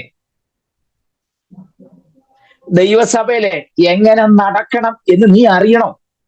പൗലോസ് തിമോഥെയോസ് ലേഖനം ഇത്, ഞാൻ വരാൻ താമസിച്ചാൽ നീ കുഴപ്പമൊന്നും ഉണ്ടാക്കരുത്. കണ്ടോ? ഇത് രക്ഷിക്കപ്പെട്ട് സ്നാനപ്പെട്ട് ഇങ്ങോട്ട് വന്നു കഴിഞ്ഞാൽ പിന്നെ ക്ലാസ്സും ഇല്ലൊന്നുമില്ല. 3 ആഴ്ച വന്നെങ്കിലും 4ാമത്തെ ആഴ്ച അവനെ കമ്മച്ചിയിലും കയറ്റി. പിന്നെ സഭയെന്ന് പറഞ്ഞാൽ എന്താന്ന് ഒരു പിടിയില്ല. ഉടക്കുകന്മാർ തന്നെയാണ് കമ്മിറ്റിക്കകത്തിരിക്കുന്നത് 3. അതിനെ കുറിച്ച് ഇവനും കൂടെ ചെന്ന് കയറി. ഏക്ക് ബുക്ക് അറിയാതെ അവന് പറഞ്ഞ മറുപടി ഇവനും പറഞ്ഞു, ഇവൻ പറഞ്ഞ മറുപടി അവരും പറഞ്ഞ്. കൃപയാൽ 2 വർഷം കഴിയുമ്പോഴത്തേക്കും അവൻ ഞായറാഴ്ച സഭാത്തിന് മുമ്പ് വേശിട്ട് ഇരിക്കുന്ന കാണാം, കൊച്ചുപിടിയും വലിച്ചുകൊണ്ട്. അതിന്റെ കാര്യം എന്നറിയാമോ? സ്നാനത്തിന് മുമ്പുള്ള ക്ലാസ് നടത്തിയുള്ളൂ. സ്നാനം കഴിഞ്ഞായിരുന്നു ക്ലാസ് കൊടുക്കേണ്ട. അത് നമ്മൾ ചെയ്തില്ല, അതാ കുഴപ്പം. സ്തോത്രം. ഇതെല്ലാം പിടി കിട്ടുന്നുണ്ടോ? അവിടെ ഞാൻ നിങ്ങളും പറയാം, നിങ്ങൾ സ്നാനത്തിന് മുമ്പ് ക്ലാസ് വെക്കരുതെന്നല്ല ഞാൻ പറഞ്ഞു. നിശ്ചയമായിട്ട് സ്നാനത്തിന് മുമ്പ് ക്ലാസ് വെച്ചു. സ്നാനം എന്താണെന്ന് അറിയണം, ആർക്ക് വേണ്ടിയിട്ടാണെന്ന് അറിയണം, എങ്ങനെയാണെന്ന് അറിയണം, സ്നാനപ്പെടുമ്പോൾ നടക്കുന്ന കാര്യം എന്താണെന്ന് അറിയണം. ഇതൊക്കെ അറിയണ്ടേ? യെസ്, ഞാൻ ഈ പറഞ്ഞു വന്നുകൊണ്ടങ്ങ് പറയാം. പ്രിയമുള്ളവരെ, ഒരു സ്നാനം നടക്കുമ്പോൾ സംഭവിക്കുന്ന കാര്യം എന്താ നിങ്ങൾ ശ്രദ്ധിച്ചിട്ടുണ്ടോ? That's amazing. ഞാൻ സബ്ജക്റ്റ് വിട്ടുപോവുകയല്ല. ഞാൻ നോങ്ങിയത് കൊണ്ട് നിങ്ങൾക്കൊരാകാംക്ഷ ഉണ്ടാകാതെ, സംശയം ഉണ്ടാകാതിരിക്കാൻ ഒരു വാക്യം വായിക്കാമോ? യോഹന്നാൻ എഴുതിയ 1-ാം ലേഖനം 5-ാം അധ്യായത്തിന്റെ 7-8 വാക്യങ്ങൾ. യോഹന്നാൻ എഴുതിയ 1-ാമത്തെ ലേഖനം 5-ാം അധ്യായം 7-8 വാക്യങ്ങൾ. ആത്മാവ് സാക്ഷ്യം പറയുന്നു, ആത്മാവ് സത്യമല്ലോ. സാക്ഷ്യം പറയുന്നത് മൂന്നുണ്ട്. സാക്ഷ്യം പറയുന്നത് മൂവരുണ്ട്. ആത്മാവ്, ജലം, രക്തം. ഈ മൂന്നിന്റെയും മതി. എന്നെ ശ്രദ്ധിച്ച്, സാക്ഷ്യം പറയുന്നവർ മൂവരുണ്ട്. ആത്മാവ്, ജലം, രക്തം. ഈ മൂന്നിന്റെയും സാക്ഷ്യം ഒന്ന് തന്നെ. ഇനി എന്നെ ശ്രദ്ധിക്കണം. ഒരാൾ സ്നാനത്തിന് വേണ്ടി വെള്ളത്തിൽ ഇറങ്ങി നിൽക്കുമ്പോൾ നിങ്ങളുടെ ഹൃദയക്കണ്ണ് തുറന്നിട്ട് സ്വർഗത്തിൽ നടക്കുന്ന ആരവാരവും ആഘോഷം നിങ്ങളൊന്ന് കാണണം. സ്തോത്രം. സ്വർഗത്തിലെ ആനന്ദം തലേ ദിവസേ തുടങ്ങി. നമ്മൾ ഇതുവരൊന്നും കണ്ടിട്ടുമില്ല, അറിഞ്ഞിട്ടുമില്ല. ദൈവപുത്രൻ കാൽവരിൽ തകർക്കപ്പെട്ടതിന്റെ ഫലമായി ഒരാളുടെ പേരും കൂടെ ജീവന്റെ പുസ്തകത്തിൽ എഴുതി ചേർക്കുന്ന ദിവസമാ. ദൂതന്മാർ അടങ്ങിയിരിക്കുവോ? അവരുടെ ആഘോഷം ഭയങ്കരമാ. സ്വർഗത്തിൽ നടക്കുന്ന ആഘോഷം. സ്തോത്രം. മനസ്സിലാകുന്നുണ്ടോ? സ്നാനത്തിന് വേണ്ടി ഒരുങ്ങുന്നതിന് മുമ്പ് സ്വർഗത്തിൽ ആനന്ദം തുടങ്ങിക്കഴിഞ്ഞു. പുത്രൻ തന്റെ രക്തം ഊറ്റിക്കൊടുത്തതിന്റെ ഫലമായി ഒരാളെ കൂടെ സാത്താന്റെ പിടിയിൽ നിന്ന് അടർത്തി മാറ്റി നിത്യതയ്ക്ക് ഓഹരിക്കാരനാക്കുന്ന രക്ഷകരമായ ദൗത്യം പരസ്യമായി ചെയ്യുന്നതിന്റെ ശുശ്രൂഷയാണ് സ്നാനം. ദൂതന്മാർ അടങ്ങിയിരിക്കുന്നതാണോ നിങ്ങളുടെ ചിന്ത? സ്തോത്രം. നോക്കിയേ, സ്നാനാർത്ഥിയും സ്നാപകനും വെള്ളത്തിൽ ഇറങ്ങി നിൽക്കുമ്പോൾ ദൂതന്മാരിങ്ങനെ കുനിഞ്ഞു നോക്കുക. ഭൂമിയിൽ നടക്കുന്ന രക്ഷകരമായ ശുശ്രൂഷ. എന്നിട്ട് 3 പേര് സാക്ഷ്യം പറയുന്നു. ആത്മാവ്, ജലം, രക്തം. മൂന്നിനെ സാക്ഷ്യം ഒന്ന് തന്നെ. നിങ്ങൾക്ക് എന്ത് പിടികിട്ടി? ഒരാൾ സ്നാനത്തിന് വേണ്ടി വെള്ളത്തിൽ ഇറങ്ങി നിൽക്കുമ്പോൾ നമ്പർ 1 ജലം സാക്ഷ്യം പറയുന്നു. ആളിപ്പോൾ എവിടെ നിൽക്കുന്നത്? വെള്ളത്തിൽ ഇറങ്ങി നിൽക്കുക. ശരിയല്ലേ? നിങ്ങൾക്ക് ഇഷ്ടപ്പെടുന്നില്ലേ ഞാൻ ഈ പറയുന്നതൊക്കെ? ഉണ്ടോ? ഇവിടെ മുഖഭാവം കണ്ടിട്ട് ഞാൻ ലൂക്കോസിന്റെ കാര്യം പറഞ്ഞാൽ മതിയായിരുന്നു തോന്നുന്നു. അതുകൊണ്ടായി ചോദിച്ചത്. നിങ്ങൾക്ക് പ്രേരപ്പെടും എന്നൊക്കെ ഓർത്താ ഞാൻ ഇതിനിടയ്ക്ക് തിരികെ കയറ്റി പറഞ്ഞേ. ഈ പൗലൂസ് പറഞ്ഞ പോലെ പ്രയോജനമൊന്നും മറന്നു വെക്കരുതെന്നുള്ളൊരു ചിന്താഗതി കൊണ്ട്. മനസ്സിലാകുന്നുണ്ടോ? ശ്രദ്ധിച്ചേ. Thank you Satheesh. അപ്പോൾ ശ്രദ്ധിക്കേണ്ട കാര്യം, വെള്ളത്തിൽ ഇറങ്ങി നിൽക്കുക. ആ സമയം ജലം സാക്ഷ്യം പറയുന്നു. ജലം ആരോട് സാക്ഷ്യം പറയും?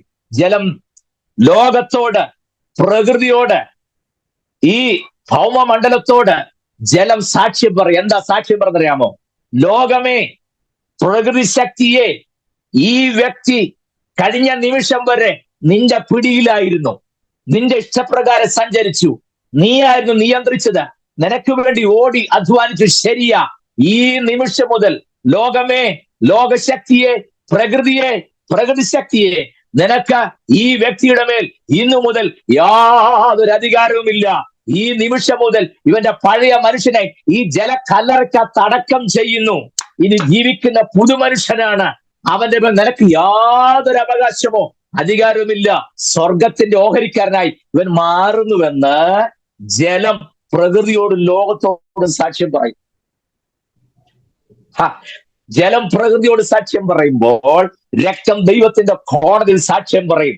ഞാൻ അറുക്കപ്പെട്ടു, എന്റെ രക്തത്തിന്റെ വിലയായി ഞാൻ ഒരാളെ കൂടെ നേടിയിരിക്കുന്നു, ഇവന്റെ പാപം കഴുകിയിരിക്കുന്നു, ഇവന്റെ കറ ഞാൻ നീക്കിക്കളഞ്ഞിരിക്കുന്നു, പഞ്ഞി പോലെ ആക്കി തീർത്തിരിക്കുന്നു എന്ന് പറഞ്ഞ് ഇവന്റെ ഉള്ള ന്യായവിധി ഞാൻ ഏറ്റെടുത്തിരിക്കുന്നു എന്ന് പറഞ്ഞ് ഇവനും സ്വതന്ത്രനാകുന്നു. മനസ്സിലാകുന്നുണ്ടോ? ജലം പ്രകൃതിയോട് സാക്ഷ്യം പറയുന്നു, രക്തം ദൈവത്തിന്റെ കോടതി സാക്ഷ്യം പറയുമ്പോൾ ആത്മാവ് ദൈവസഭയിൽ സാക്ഷ്യം പറയുന്നു. Praise the Lord. കണ്ടോ, ഇന്നു മുതൽ ഈ വ്യക്തി ലോകത്തിന്റെ ആളല്ല, ജീവസ്ഥാപനമായ, ജീവനുള്ള കല്ലുകൾ കൊണ്ട് പണിയുന്ന ജീവസ്ഥാപനമായ ദൈവസഭയുടെ അംഗമായി ഇവനെയും കൂടെ ചേർത്ത് പണിയുകയായി ഇന്നു മുതൽ. മറ്റൊരു കാര്യം ഉറക്കെ പറയും. റോമാലേഖനം 8-ാം അധ്യായം 1-ാമത്തെ വാക്യം കാണാതെ പറ. ഒരെണ്ണം പുസ്തകം തുറക്കരുത്. റോമർ 8:1 കാണാ പറഞ്ഞു.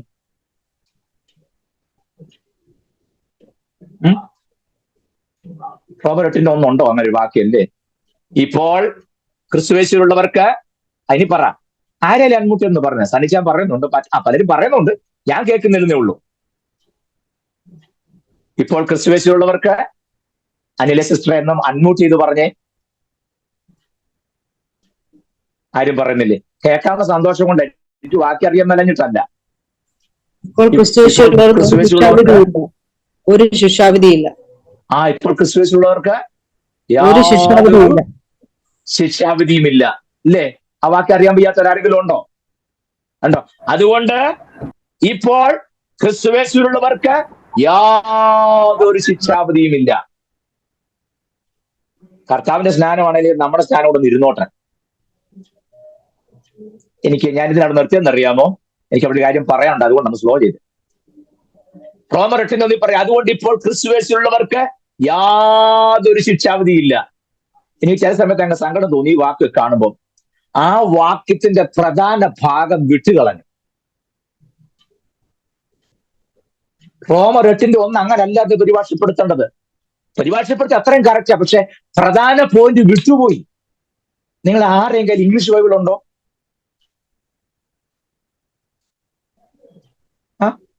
ഇംഗ്ലീഷ് ബൈബിൾ ആരുടെയും കയ്യിലില്ല? ഇല്ല. ഇംഗ്ലീഷ് എങ്ങനെയെന്നറിയാമോ? യെസ്. സനിച്ച് അൺമ്യൂട്ട് വെച്ചിട്ട് വായിക്കാമോ അത്? Now therefore അൺമ്യൂട്ട് ചെയ്തേ, അൺമ്യൂട്ട് ചെയ്തേ. സനിച്ചാൻ അൺമ്യൂട്ട് ചെയ്തേ. മ്യൂട്ടാ, അൺമ്യൂട്ട് ചെയ്തിട്ടില്ല. ഓക്കെ, അൺമ്യൂട്ട് ആവുന്നില്ലേ? അൺമ്യൂട്ട് ആവുന്നില്ല സന്നിച്ചാന്. ഓക്കെ, അൺമ്യൂട്ട് ചെയ്ത് വായിക്കുക Anil Mathew. There is no condemnation. There is no condemnation now for those who live in union with Christ Jesus. For the law of the Spirit, which brings us life in union with Christ. There is no condemnation those who are in Christ Jesus, who walk not after the flesh but after the Spirit. ഞാൻ പറയാം, എന്നെ ശ്രദ്ധിച്ചേ. Yes, thank you so much, thank you so much. ശ്രദ്ധിക്കണേ, ആ വാക്യം ഇങ്ങനെയാണ്. Now therefore there is no condemnation those who are in Christ Jesus, who walk not after the flesh but after the Spirit. എന്ന് പറഞ്ഞാൽ ഇപ്പോൾ ജഡത്തെ അനുസരിച്ച് നടക്കാതെ ആത്മാവിനെ മാത്രം അനുസരിച്ച് നടക്കുന്ന ക്രിസ്തുവേശുവിലുള്ളവർക്ക് യാതൊരു ശിക്ഷാവധിയുമില്ലെന്ന. കണ്ടോ, തന്റെ പ്രധാന പോയിന്റ് മലയാളത്തിലേക്ക് വന്നപ്പോ ഇല്ലാതെ പോയി. നിങ്ങൾ അത്യാവശ്യം എല്ലാ വിദ്യാഭ്യാസമുള്ളവരാണല്ലോ. നിങ്ങൾ ക്ലാസ് കഴിഞ്ഞിട്ട് റോമാലേഖനം 8-ാം അധ്യായം 1-ാമത്തെ വാക്യം ഇംഗ്ലീഷ് ഒന്ന് വായിച്ചു നോക്കണേ. ഇപ്പോൾ സാങ്കേതികമായ ബുദ്ധിമുട്ടുള്ളതുകൊണ്ട് എല്ലാവർക്കും അത് വായിക്കാൻ പറ്റുന്നത്, നോ പ്രോബ്ലം വെച്ചോ. പക്ഷെ ശ്രദ്ധിച്ചേ, ആ വാക്ക് അങ്ങനെയാണ്. Now therefore there is no condemnation those who are in Christ Jesus. അടുത്ത ശ്രദ്ധിക്കേണ്ട, who walk not after the flesh but after the spirit. എന്ന് പറഞ്ഞാൽ ആത്മാവിനെ മാത്രം അനുസരിച്ച് നടക്കുന്ന ക്രിസ്തുവേശുവിലുള്ളവർക്ക് യാതൊരു ശിക്ഷാവധി ഇല്ലെന്നാണ്. അല്ല, ക്രിസ്തുവിലുള്ളവർക്ക് യാതൊരു ശിക്ഷാവധി എന്ന് പറഞ്ഞ തുള്ളിയും ചാടിയും പോകരുത്. ഞാൻ ക്രിസ്തുവേശുവിലാണെന്നും പറഞ്ഞു.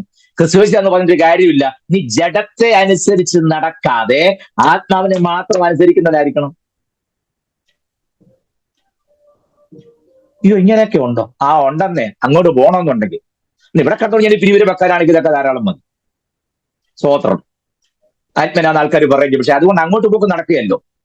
ആ, പിന്നെ കർത്താവ് നല്ല 1-ാം ക്ലാസ് വേദന സഹിച്ച്, കഷ്ടം സഹിച്ച്, എല്ല് പൊടിഞ്ഞു നുറുങ്ങി വേദന അനുഭവിച്ച്, വിശപ്പും ദാഹവും കഷ്ടതയും ഒക്കെ അനുഭവിച്ച് തന്നെയാ വീണ്ടെടുപ്പ് നടക്കുന്നത്. ഇതിനകത്ത് കയറി നീ വളച്ചെരി കാണിച്ചാൽ ഒരു കാരണവശാലും സ്വർഗത്തിന്റെ 5 അയൽവക്കത്ത് ചെല്ലും നീ ചിന്തിക്കേ വേണ്ട. ഇവിടെ കിടന്ന് എന്നാ തർക്കം നടത്തിയാലും ശരി, എന്തെല്ലാം ഡിബേറ്റ് നടത്തിയാലും ശരി, എന്തെല്ലാം എഴുത്തുകൂട്ട് നടത്തിയാലും ശരി, ഇപ്പൊ പിന്നെ ആര് തമ്മിൽ സംസാരിക്കില്ല, ഫേസ്ബുക്കിനകത്ത് അങ്ങോട്ടും വഴക്കുണ്ടാക്കിയല്ലേ ഉള്ളൂ. സ്തോത്രം അല്ലേ? അതൊക്കെ നടത്തിക്കൊണ്ട് ഇവിടെ കിടന്നുകൊണ്ട് ആളാകുന്നല്ലാതെ അങ്ങോട്ട് പോക്ക് നടക്കുകയല്ല. അങ്ങോട്ട് പോകണം എന്നുള്ളത്തെ കാര്യ റോമാലേഖനം 8-ാം അധ്യായം തേജസ്കരണ വിഷയം. അതുകൊണ്ടാണ് ഞാൻ ഈ പറഞ്ഞത്. മനസ്സിലാകുന്നുണ്ടോ? റോമാലേഖനം 8-ാം അധ്യായം തേജസ്കരണം. ആ തേജസ്കരണം നടക്കണമെന്നുണ്ടെങ്കിൽ റോമർ 8-ന്റെ 1 പറയുകയാണ്, ഇപ്പോൾ ക്രിസ്തുവേശുവിലൊക്കെ യാതൊരു ശിക്ഷാവിധി ഇല്ലെന്ന് മാത്രമേ മലയാളത്തിലുള്ളൂ. മൂലഭാഷയിലും ഇംഗ്ലീഷിലും നോക്കണം. ഇപ്പോൾ എന്ന് പറഞ്ഞിട്ട് ജഡത്തെ അനുസരിച്ച് നടക്കാതെ ആത്മാവിനെ മാത്രം അനുസരിച്ച് നടക്കുന്ന ക്രിസ്തുവേശുവിലുള്ളവർക്ക് യാതൊരു ശിക്ഷാവധിയുമില്ല. കണ്ടോ? സ്തോത്രം. അല്ലാതെ ക്രിസ്തുവേശുള്ളവർക്ക് യാതൊരു ശിക്ഷാവധി ഇല്ലെന്നല്ല. സ്തോത്രം. അപ്പോഴേ സ്നാനം നടക്കുമ്പോൾ ഈ കാര്യം ഓർക്കണം. അത് പറയാനായിട്ട് കർത്താവിന്റെ സ്നാനം അങ്ങനെ തന്നെയായിരുന്നു അല്ലേ? 30-ാമത്തെ വയസ്സിൽ യോഹന്നാന്റെ കൈക്ക് സ്നാനം വെച്ച് കയറിയ ഉടനെ പ്രാർത്ഥിച്ചു. ഇനി ഞാൻ ഇടയ്ക്കെങ്ങോ കയറിയെങ്കിൽ പറയാം, കർത്താവിന്റെ പ്രാർത്ഥനാ ജീവിതം നിങ്ങളൊന്ന് ശ്രദ്ധിച്ചു നോക്കണം. ഇതിനിടയ്ക്ക് ഞാൻ കയറി പറയുക, കർത്താവിന്റെ പ്രയർ ലൈഫ് അപാരം. ഞാൻ ഉദാഹരണം നിങ്ങൾ എടുക്കേണ്ട സമയം പോയതുകൊണ്ട് നിങ്ങൾ വീട്ടിൽ പോയി വായിച്ചാൽ മതി. മർക്കോസ് 1-ാം അധ്യായം. ഇനി തെളിവ് തരാതെ പോയാൽ നിങ്ങൾക്ക് പ്രശ്നമാകും. മർക്കോസ് 1-ാം അധ്യായത്തെ 32 മുതൽ 35 വരെയുള്ള വാക്യം ഒന്ന് വായിച്ചേ. ഇങ്ങനെ പോയി ഞാൻ എന്ന് ലൂക്കോസ് യോഹന്നാൻ തീർക്കും എനിക്കറിയത്തില്ല. മർക്കോസ് 1-ന്റെ 32 മുതൽ 35 വരെ. വൈകുന്നേരം സൂര്യൻ അസ്തമിച്ച ശേഷം അവർ സകലവിധ ദീനക്കാരെയും ഭൂതഗ്രസ്തരെയും അവന്റെ അടുക്കൽ കൊണ്ടുവന്നു. പട്ടണമൊക്കെയും വാതിൽക്കൽ കൂടിയിരുന്നു. നാനാവ്യാധികളാൽ വലഞ്ഞിരുന്ന അനേകരെ അവൻ സൗഖ്യമാക്കി. അനേകം ഭൂതങ്ങളെയും പുറത്താക്കി. ഭൂതങ്ങൾ അവനെ അറിയുകൊണ്ട് സംസാരിപ്പാൻ അവയെ സമ്മതിച്ചില്ല.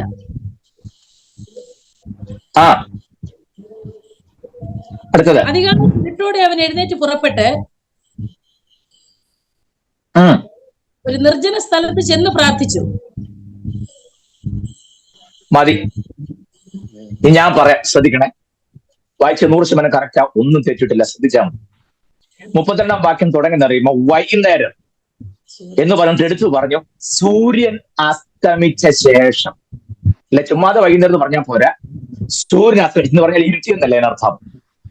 സൂര്യൻ അസ്തമിച്ച് പറയുമ്പോൾ ഇരുട്ടി എന്നല്ല അർത്ഥം. കർത്താവ് പകല് മുഴുവൻ 1 സെക്കൻഡ് പോലും വിശ്രമമില്ലാതെ ശുശ്രൂഷയായിരുന്നേ. സന്ധ്യ ആയപ്പം വീട്ടിൽ ചെന്ന് കയറി. വീട്ടിൽ ചെന്നപ്പോ കർത്താവ് വീട്ടിലുണ്ടെന്ന് അറിഞ്ഞുണ്ടല്ലോ. വൈകുന്നേരം സൂര്യൻ അസ്തമിച്ച ശേഷം കർത്താവ് വീട്ടിലുണ്ടെന്ന് അറിഞ്ഞുണ്ടല്ലോ. ദീനക്കാരും വ്യാധിക്കാരും കർത്താവിനെ കാണാൻ അവിടെ വന്നു. അടുത്ത വാക്ക് പട്ടണമൊക്കെയും അവിടെ വന്നു. ആദ്യം പറഞ്ഞ് ദീനക്കാരും വ്യാധിക്കാരും മാത്രം വന്നു. പിന്നെ പറയാ പട്ടണം മുഴുവൻ, ഒരു പട്ടണക്കാർ മുഴുവനാണ് ഇപ്പൊ വീട്ടിൽ വന്നു. പകലത്തെ ശുശ്രൂഷ കഴിഞ്ഞ് സന്ധ്യയ്ക്ക് വീട്ടിലോട്ട് വന്നതേ ഉള്ളൂ. അന്നേരമാണ് കർത്താവ് അവിടെ ഉണ്ടെന്ന് അറിഞ്ഞുകൊണ്ട് ഓരോ രോഗികളും കൊണ്ട് വരാൻ തുടങ്ങിയതാ. പിന്നെ നോക്കിയപ്പോ ഒരു പട്ടണം മുഴുവൻ വന്നിക്കുന്നു. സമയം എപ്പോഴാ? വൈകുന്നേരം സൂര്യൻ അസ്തമിശേഷം എന്ന് പറഞ്ഞാൽ ഇരുട്ടെന്നല്ല അർത്ഥം. ഞാനീ പറഞ്ഞ് ഗ്രഹിക്കുന്നുണ്ടോ നിങ്ങൾ? ഞാനിപ്പോ പറഞ്ഞത് മനസ്സിലാകുന്നുണ്ടോ? സംശയം ഉണ്ടെങ്കിൽ എന്നോട് പറയണം. ഓക്കെ ആണല്ലോ? മനസ്സിലായല്ലോ? ഒന്നുകൂടെ ഞാൻ പറയാം. പകല് മുഴുവൻ കർത്താവ് ശിഷ്യന്മാരും ഒരു സെക്കൻഡ് പോലും വിശ്രമമില്ലാതെ ശുശ്രൂഷയായിരുന്നു. അല്പം റെസ്റ്റ് എടുക്കാൻ ഉദ്ദേശത്തിലാണ് സന്ധ്യയ്ക്ക് വീട്ടിലോട്ട് വന്നത്. വീട്ടിൽ വന്നപ്പോ കർത്താവ് അവിടെ ഉണ്ടെന്ന് അറിഞ്ഞ് ഓരോരോ രോഗികൾ വരാൻ തുടങ്ങി. കുറെ കഴിഞ്ഞ് നോക്കിയപ്പോ അങ്ങനെ ഒന്നും രണ്ടും ദീനക്കാരും വ്യാധിക്കാരും എന്ന് പറയാൻ ഒക്കത്തില്ല, ഒരു പട്ടണം മുഴുവൻ വന്നിക്കുന്നു. കർത്താവ് ആരെ നിരാശപ്പെടുത്തിയില്ല.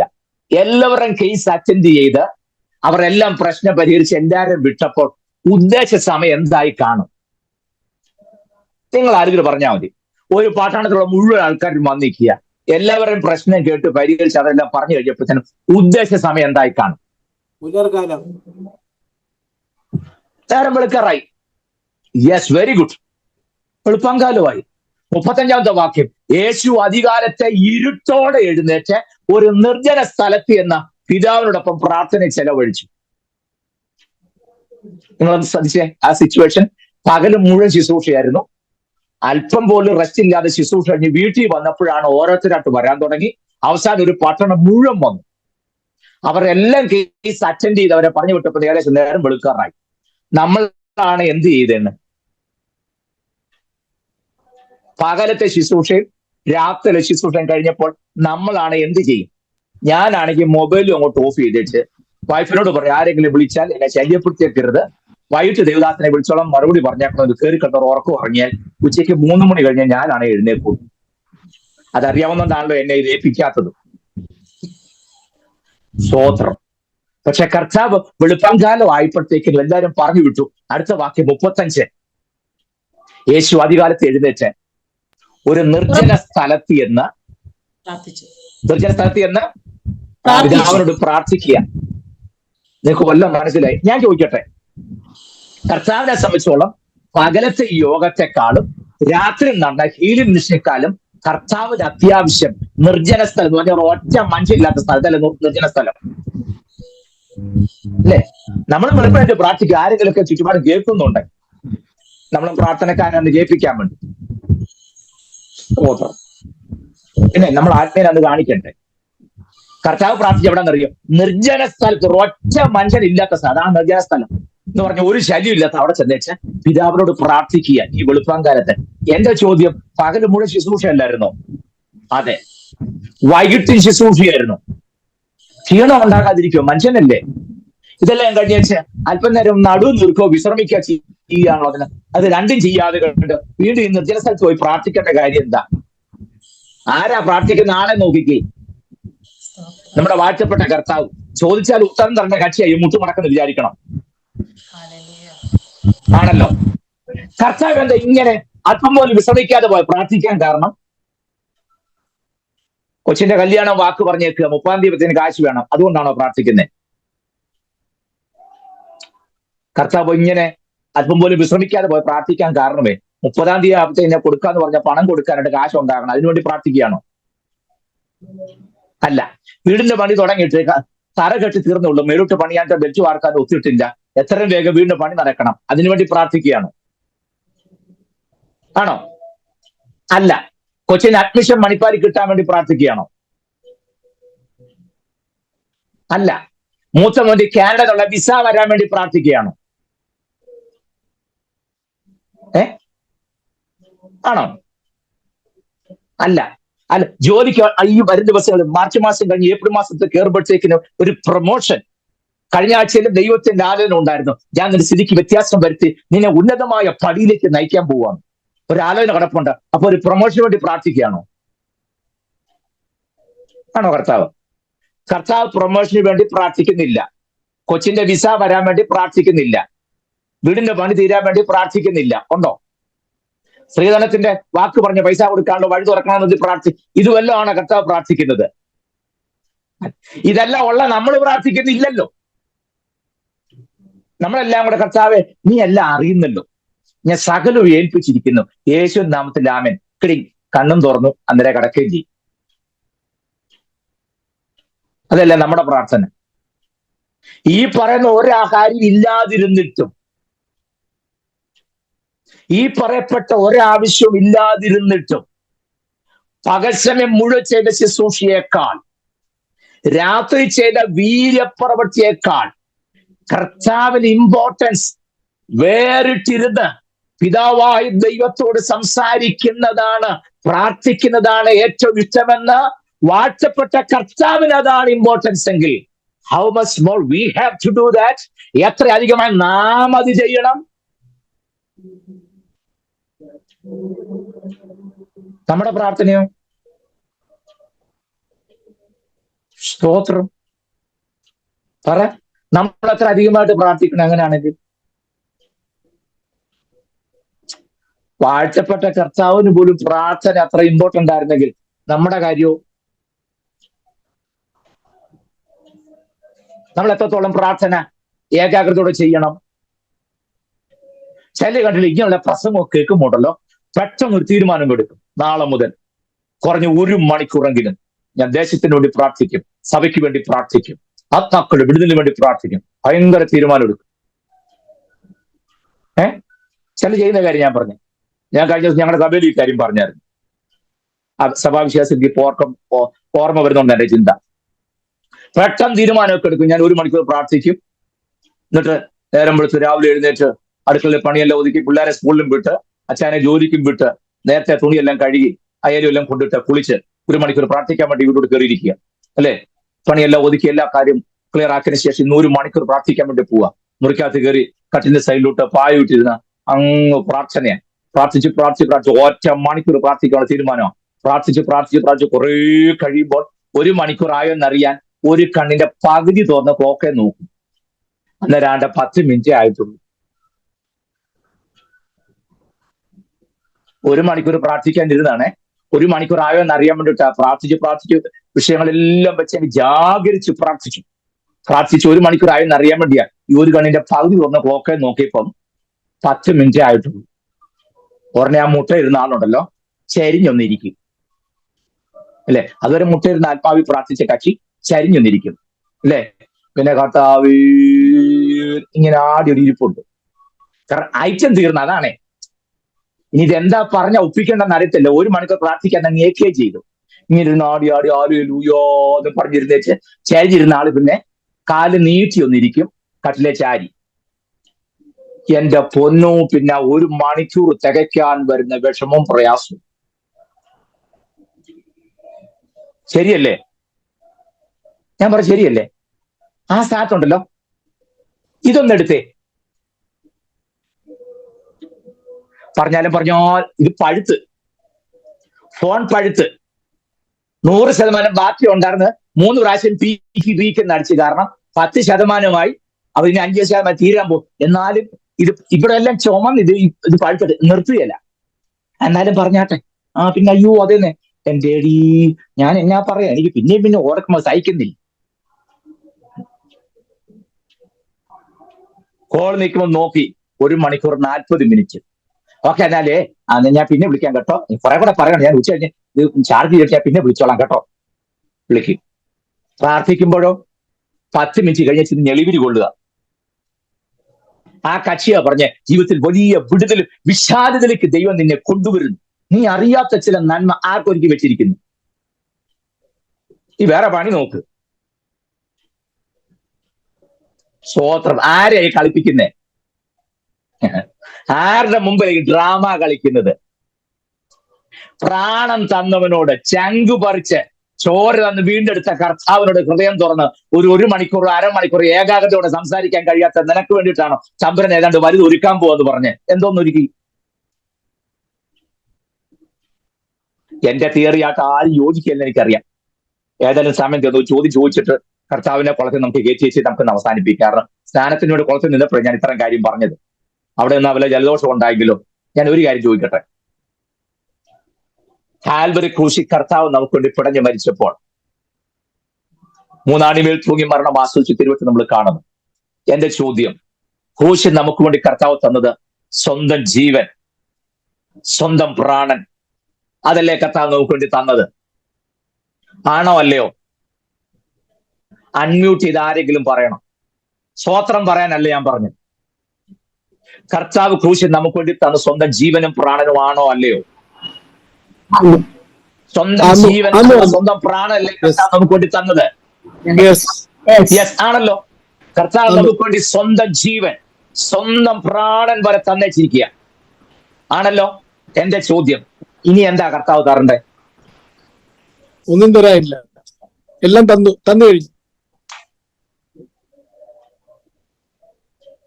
പറ. എല്ലാം തന്നു കഴിഞ്ഞു. ഒരുത്തൻ ജീവനും പ്രാണനും വരെ തന്നേച്ചിരിക്കുക. നമ്മൾ പിന്നെ ലിസ്റ്റ് കൊണ്ട് പോയിരിക്കുക. നാണമില്ല നിനക്ക്?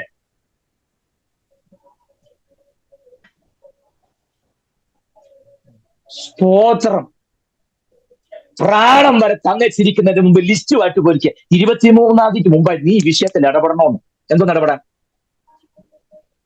നമ്മൾ റോമാലേഖനം 8-ാം അധ്യായം എന്ന് പരാമർശിച്ചല്ലോ. പിന്നെ സമാധാനത്തിൽ വായിച്ചു നോക്കണം. അവനെ ഞങ്ങളുടെ കുഴിക്കാലയിൽ സന്നിശാനെ നന്നായിട്ട് അറിയാം.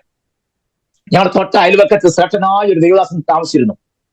അദ്ദേഹം ഒരു പാട്ട് എഴുതിയിട്ടുണ്ട്. അത് പെന്തക്കോസ്തുകാരൻ അല്ലാത്തതുകൊണ്ട് ഞാൻ ദൈവം സ്തുതിക്കും. ഒരു ബ്രദറുകാരനാ, പേര് CK സാമുവൽ എന്നാണ്. CK Samuel sir. അദ്ദേഹം ഒരു പഴയ പാട്ടുണ്ട്. അവനെ തരുവാൻ മടിക്കാഞ്ഞതിനാൽ തരും സകലമിനി നമുക്കായി, അവൻ താഴ്ചയിൽ നമ്മളെ ഓർക്കുകയാൽ തൻ പദവി വെടിഞ്ഞിതു. അവൻ താഴ്ചയിൽ നമ്മളെ ഓർക്കുകയാൽ തൻ പദവി വെടിഞ്ഞിതു. എന്തൊരു സ്നേഹമിത്, ദൈവം പുത്രനെ കൈവെടിഞ്ഞു.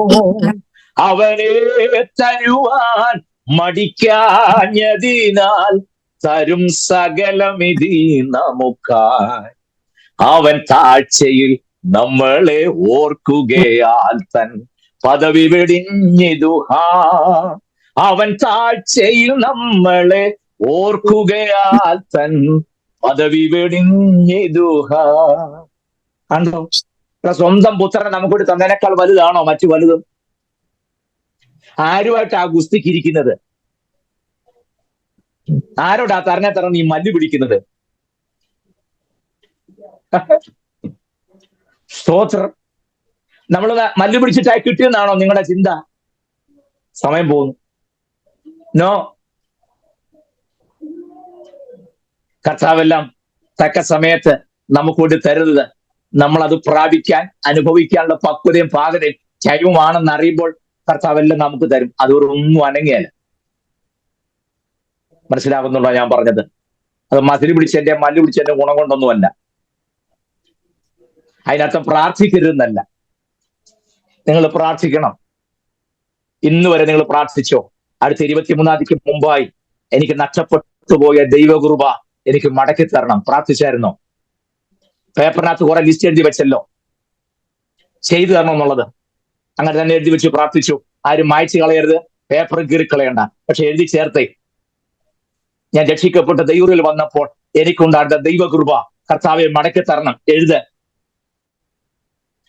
നഷ്ടപ്പെട്ടു പോയ പ്രാർത്ഥന മടക്കി തരണമേ, എഴുതി വെക്ക്. മുമ്പ് ഞാൻ പ്രാർത്ഥിക്കുമ്പോൾ ദർശനങ്ങൾ കാണുമായിരുന്നു. ആ ദർശനം എനിക്ക് മടക്കി തരണമേ, എഴുതി വെയ്. പ്രാർത്ഥിക്കുമ്പോൾ ഞാൻ വെളിപ്പാട് കാണുമായിരുന്നു. നഷ്ടപ്പെട്ടു പോയി, കരുണ ചെയ്ത് എനിക്ക് മടക്കി തരണമേ, എഴുതി വെയ്. 10 പേര് കൂടിയ ആത്മികനും അനാത്മികനും വിവേചിപ്പാൻ വിവേചന വരം എനിക്കുണ്ട്. നഷ്ടപ്പെട്ടു പോയി കർത്താവേ മടക്കി തരണമേ, എഴുതി വെക്ക. ആത്മാവ് ഏതാത്മാവിനെയും ദൈവാത്മാവാണോ അല്ലെന്ന് വിവേചിപ്പാൻ ആ ജ്ഞാനത്തിന് വിവേകത്തിന് ആത്മാവിനെ മടക്കി തരണമേ. പ്രാർത്ഥിക്ക്. നിങ്ങൾക്ക് പ്രാർത്ഥനാ വിഷയം ഇല്ലല്ലേ? ഞാൻ തരാം ലിസ്റ്റ്. പ്രാർത്ഥനാ വിഷയം ലിസ്റ്റ് ഞാൻ തരാമെന്നായി പറഞ്ഞ് ഞാനീ പറഞ്ഞാലൊന്ന് എഴുതി വെച്ചേ. എന്നിട്ട് അതിനുവേണ്ടി ഉപസിച്ചേ. അതിനുവേണ്ടി 1 മണിക്കൂർ ഇരുന്നേ. സ്തോത്രം. ഫിലിപ്പത്തെ ഒരു വാക്കുണ്ട്, ഞാൻ പലപ്പോഴും ഇടയ്ക്കിടയ്ക്ക് ഓർക്കുകയും പേടിക്കുകയും ചെയ്യാറുണ്ട്. ആരും കർത്താവിന്റെ കാര്യം നോക്കുന്നില്ല, എല്ലാവരും സ്വന്തം കാര്യം എത്രയും നോക്കുന്നത്. ക്രിസ്തുവിന്റെ കാര്യം ആരും നോക്കുന്നില്ല. തിരുപ്പിനകത്തൊരു വാക്യം, എല്ലാവരും സ്വന്തം കാര്യം നോക്കുന്നു, ആരും ക്രിസ്തുവിന്റെ കാര്യം നോക്കുന്നില്ല. നമ്മൾ നോക്കിയിട്ട് വേണം ക്രിസ്തു കഞ്ഞി കുടിക്കാനെന്നല്ല അതിനർത്ഥം. ക്രിസ്തുവിന്റെ കാര്യം പറയുന്നെങ്കിലും പിൻപിൽ അവനവന്റെ കാര്യം ഉദ്ദേശം അതിനർത്ഥം. മനസ്സിലായോ?